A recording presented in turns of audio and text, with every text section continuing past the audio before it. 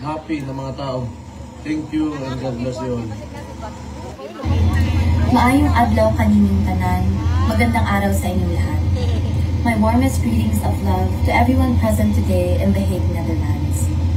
Once again, I would like to thank you for your unwavering love and support for President Rodrigo Roa Duterte and our whole family.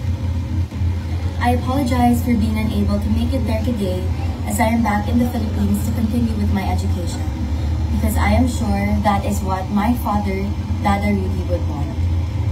But rest assured, I am one with you in spirit. I kindly ask you to continue being in collective prayer for our Tatay Digong. May we also continue to be the hope of our beloved country, the Philippines. Mga kababayan ko, let us not stop until our Tatay Digong is safely back home.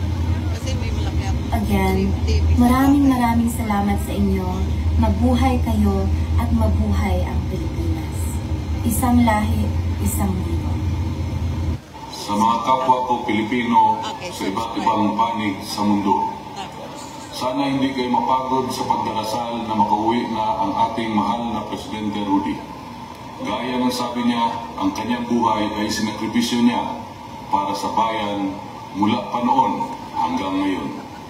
At sa edad niya ngayon, nararapat lang may balik siya sa bayan na kanyang pinakamamahal at nang madama naman niya kahit papano na mamuhay na isang super senior citizen o makatilaw siya sa iyang mga discount. Maraming salamat sa patuloy ninyong suporta at pagmamahal sa aming ama. Tinatanaw namin tong isang malaking utang na loob.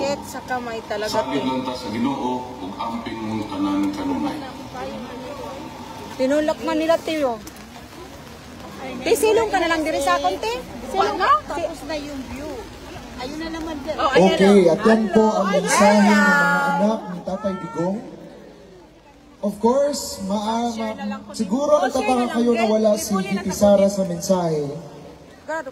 Dahil alam naman po nating nag-imbita siya sa May 31 dito pa rin sa The Hague.